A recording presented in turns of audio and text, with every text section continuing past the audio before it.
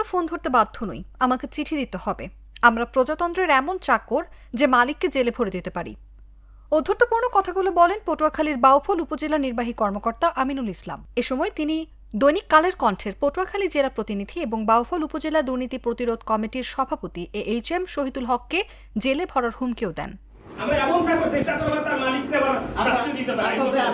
সোমবার বাউফল গার্লস স্কুলের প্রধান শিক্ষকের রুমে এই ঘটনা ঘটে। এদিন ওই বিদ্যালয়ে দুর্নীতি দমন কমিশন পটুয়াখালী কার্যালয় ও বাউফল দুর্নীতি দমন প্রতিরোধ কমিটির আয়োজনে স্কুল বিতর্ক প্রতিযোগিতার ফাইনাল রাউন্ড ছিল।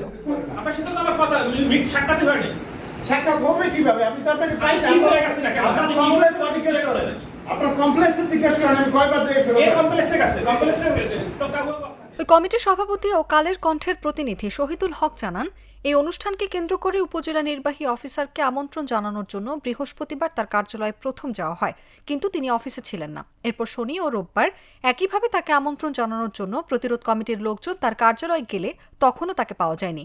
ওই দিনই কমিটির সভাপতি তাকে ফোন করলেও ইউএনও ফোন রিসিভ করেননি। সর্বশেষ রোববার সন্ধ্যার পর তাকে ফোন দিলে তিনি ফোন কেটে দেন।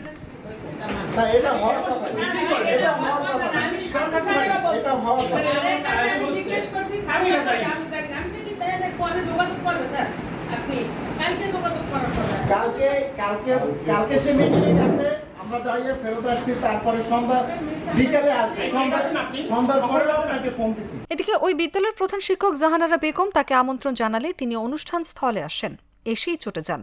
দুপুর 12টার দিকে বিতর্ক প্রতিযোগিতার শেষ পর্ব চলাকালে তিনি ওই বিদ্যালয়ে আসেন। এ সময় তাকে দাওয়াত না দেওয়ার কৈফিয়ত চাইলে প্রতিরোধ কমিটির সভাপতি তাকে বলেন, একাধিকবার আপনার অফিসে গিয়ে আপনাকে পাইনি, এমনকি আপনাকে ফোন করেছি, আপনি রিসিভ করেননি। এতে হঠাৎ করে ইউএনও উত্তেজিত হয়ে ওঠেন। এ বিষয়ে জানতে বাউফল উপজেলা নির্বাহী কর্মকর্তা আমিনুল ইসলামের সরকারি ফোন নম্বরে 3 দফা কল করলেও তিনি রিসিভ করেননি।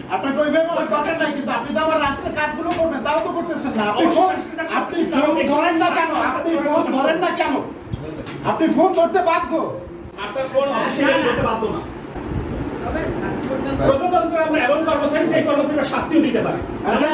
আপনি শাস্তি দেন, সমস্যা দেন শাস্তি। আপনি জীবনের সাথে চলে hi-fi all time healthy life. নিশ্চিন্তে খান স্বাস্থ্যকর অল টাইম পান, অল টাইম হেলদি লাইফ।